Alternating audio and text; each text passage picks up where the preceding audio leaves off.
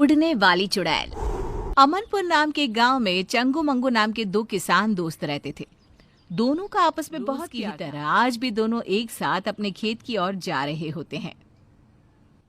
अरे यार मंगू, मौसम बड़ी तेजी से बदल रहा है। बता, क्या लगता है तुझे, इस बार फसल हो पाएगी? हाँ, क्यों नहीं हो पाएगी भाई। मेरे पास तो फर्टिलिक्स है, मैं शहर से लाया हूँ। ओ, खाद तो अरे वो तो हमारे पास भी है। सब गुड़ गोबर कर देता है तू, ये शहर में मिलता है। अरे तू कहाँ से पाएगा, बहुत महंगा मिलता है ये। दिखा दी ना अपनी औकात। मंगू, आखिर हमारे बीच पैसा आ ही गया। अरे नहीं चाहिए मुझे तेरे जैसा दोस्त जो हमेशा मुझे नीचा दिखाना चाहता है। अरे चंगू, पर मैंने कब तुझे नीचा दिखाया? अरे मैं तो सच्चाई कह रहा हूँ। गांव के बीचों बीच दोनों बुरी तरह लड़ पड़ते हैं। कुछ ही देर में बोला चाली हाथापाई में बदल जाती है। गांव के कुछ लोग आकर उन्हें छुड़वाते हैं और अपने अपने काम पर जाने को कहते हैं। शाम को मंगू तो अपने घर लौट आता है, पर चंगू नहीं आता। अभी तक ये घर नहीं आए। इतनी देर तो ये कभी नहीं करते। भगवान ना करे इन्हें कुछ हो तो नहीं गया ना। मंगू भाई साहब के घर जाकर पता करती हूँ। रास्ते में ही उसे सुबह चंगू मंगू के बीच हुए झगड़े के बारे में पता चलता है। मतलब मंगू भाई साहब ने ही किया है ये सब। ऐसा बदला लिया कि मेरे सुहाग को ही गायब कर दिया। विमला गुस्से में सोनम के पास जाती है और कहती है, कहाँ है सोनम, बाहर निकल। बता मेरे चंगू जी कहाँ है? क्या किया है आप लोगों ने? तभी उन सबके सामने अपने हाथ में चंगू को उठाए एक चुड़ैल हवा में उड़ती हुई आती है। मरोगे, सब मरोगे। छोड़ूंगी नहीं मैं किसी को, कोई नहीं बचेगा। कौन कौन हो तुम? छोड़ दो मेरे पति को। मैं हूँ उड़ने वाली चुड़ैल। सबकी आंखों के सामने वो चुड़ैल चंगू को उड़ाकर ले जाती है।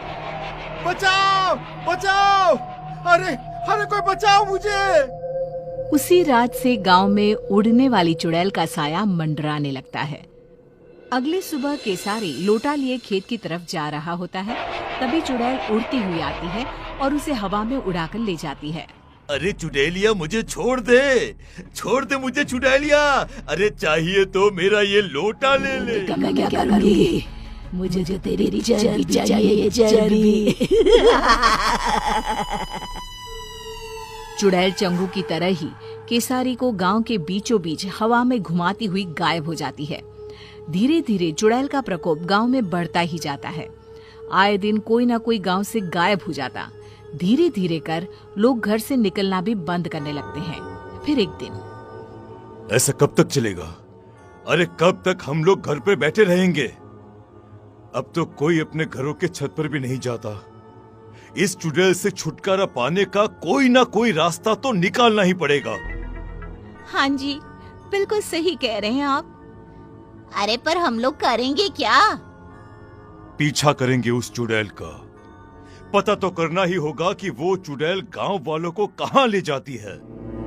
पर वो तो अचानक ही कहीं गायब हो जाती है। कहाँ से हम पता लगा पाएंगे कि वो कहाँ जाती है? गेहूं की एक पोटली तो लाना सोनम। ये पोटली ही आज सभी गांव वालों का ठिकाना बताएगी।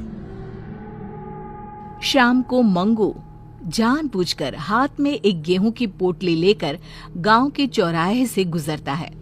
उसे देखते ही चुड़ैल उसे उठा ले जाती है। फंस ही गया, चुड़ैल के जाल में फंस गया। फंसी तो तू है चुड़ैल, मंगू के जाल में। हमेशा की तरह चुड़ैल गांव के बीचों बीच उड़कर मंगू को लेकर गायब हो जाती है। चुड़ैल के अदृश्य होते ही मंगू अपनी पोटली से गेहूं के दाने नीचे डालना शुरू कर देता है। दानों का पीछा करते हुए सभी गांव वाले एक अलग ही दुनिया में पहुंच जाते हैं। एक ऐसी दुनिया जहां हर तरफ इंसान की शक्ल की सब्जियां थी। और तो कौनो नया गांव मालूम पड़ता है। अरे भैया वो देखिए हमारे चंगू जी पेड़ पर आधे टमाटर बनकर लटक रहे हैं। अरे कुछ कीजिए, उनको बचाइए ना। अरे वो देखो भिंडी, केसारी ही लागत है। मतलब उड़ने वाली चुड़ैल सभी को सब्जी में बदल देती है। मतलब ये सभी सब्जियां इंसान ही हैं। इन लोगों को हम बचाए तो बचाए कैसे? तभी पेड़ पर लगा एक टमाटर कहता है, इस गांव को श्राप है कि अगर किसी ने एक भी सब्जी तोड़ी तो सभी की सभी सब्जियां इंसान में बदल जाएंगी। पर चुड़ैल के रहते कोई सब्जी को छू भी नहीं सकता। अरे वो आती ही होगी, तुम लोग भी कहीं छुप जाओ, जाओ जल्दी। ये सारी बातें मंगू सुन लेता है। वो चालाक तो था ही। वो चुड़ैल से कहता है, जो मर्जी तुम्हारी, वो सब्जी मुझे बना दो, मगर बाहर धूप में जो सब्जियां सड़कर टूट गई तो? मेरी सब्जियां टूट नहीं सकती, उन्हें ताजा रहना होगा। तो किसी को सब्जियों को पानी देने के लिए क्यों नहीं रख लेती? हाँ, ये सही रहेगा, पर ये काम करेगा कौन? हाँ, वैसे तो मुझे मटर बनना था, पर ये काम भी चलेगा। जाओ चुड़ैल, तुम आराम करो, तब तक मैं सब्जियों को पानी दे आता हूँ। मंगू बाहर जाता है और सब्जियों को पानी देने के बहाने एक सब्जी तोड़ लेता है। जैसे ही वो सब्जी तोड़ता है, जादुई नगरी खत्म हो जाती है। सभी सब्जियां इंसानों में बदल जाती है। तभी वहां भागती हुई एक खूबसूरत लड़की आती है। मैं एक श्रापित राजकुमारी थी। जब तक कोई छुपकर सब्जी नहीं तोड़ता, मैं आजाद नहीं हो सकती थी। तो मुझे बताओ, तुमने कभी किसी को सब्जी तोड़ने क्यों नहीं दी? ये श्राप था ही ऐसा। मुझे सभी को सब्जी तोड़ने से रोकना था। बाकी मुझे कुछ भी याद नहीं था। श्राप ने मेरी बुद्धि ले ली थी। पर आज जब मंगू ने हिम्मत दिखाई और सब्जी तोड़ी, तो सभी के साथ मैं भी मुक्त हो गई। मंगू की समझदारी सभी को बचा लेती है। सभी लोग वापस गांव आ जाते हैं।